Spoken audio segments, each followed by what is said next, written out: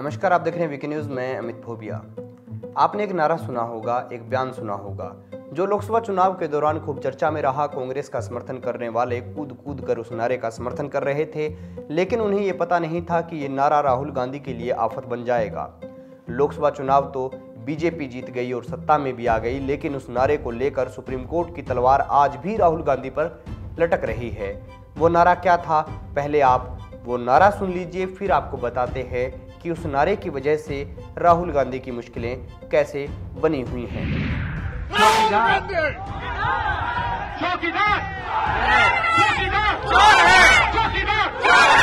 ये नया नारा चला, उसको आप आस्ते से कहो, चौकीदार चौकीदार चौकीदार।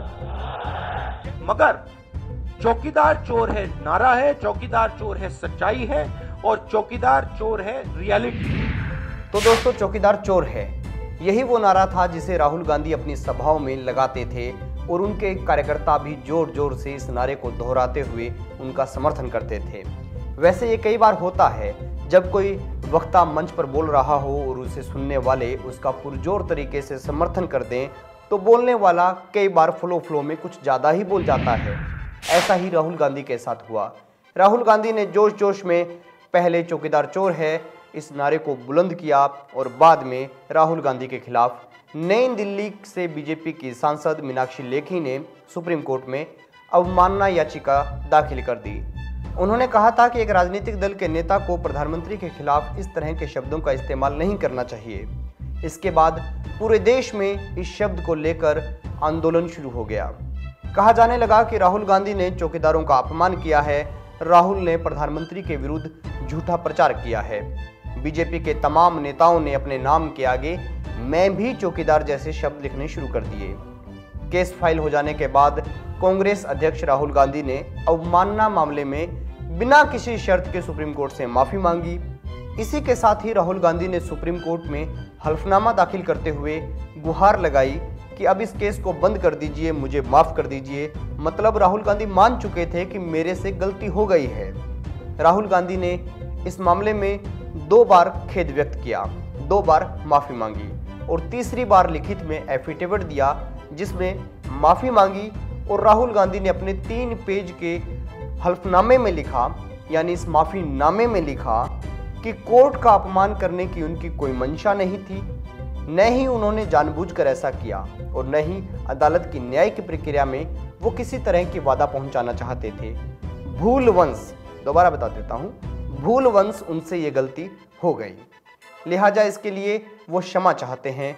साथ ही राहुल ने ये भी कहा कि सुप्रीम कोर्ट इस माफीनामे को स्वीकार करके इस केस को बंद कर दे। मुख्य न्यायाधीश रंजन गोगोई की अध्यक्षता वाली 3 सदस्यीय पीठ ने दोनों पक्षों की दलीलें सुनी। राहुल गांधी के खिलाफ दाखिल याचिका पर अपना फैसला उसके बाद सुरक्षित रख लिया। अब ये फैसला कभी भी आ सकता है। उम्मीद है कि 15 नवंबर से पहले फैसला आ जाएगा। इसी के साथ राहुल गांधी की मुश्किलें भी बढ़ जाएंगी, क्योंकि राहुल गांधी को कोई अधिकार नहीं है कि बिना तथ्यों के देश के प्रधानमंत्री के खिलाफ वो ऐसे शब्द बोलें। वैसे देखा गया है कि राहुल गांधी बहुत बार फ्लो में कुछ भी बोल जाते हैं, कुछ शब्द बोलते ही नहीं तो कुछ बहुत ज़्यादा बोल जाते हैं, फिर उनकी हंसी उड़ती है, उन पर मीम बनते हैं, राहुल के बारे में बहुत मजाक बनता है, राहुल के बहुत से वाक्यों का मतलब उल्टा पुल्टा निकलता है, यानी ऊटपटांग निकलता है। कि अमूल में गुजरात की महिलाओं की शक्ति है, उससे हम लड़ नहीं सकते। और गुजरात की जो महिलाएं थी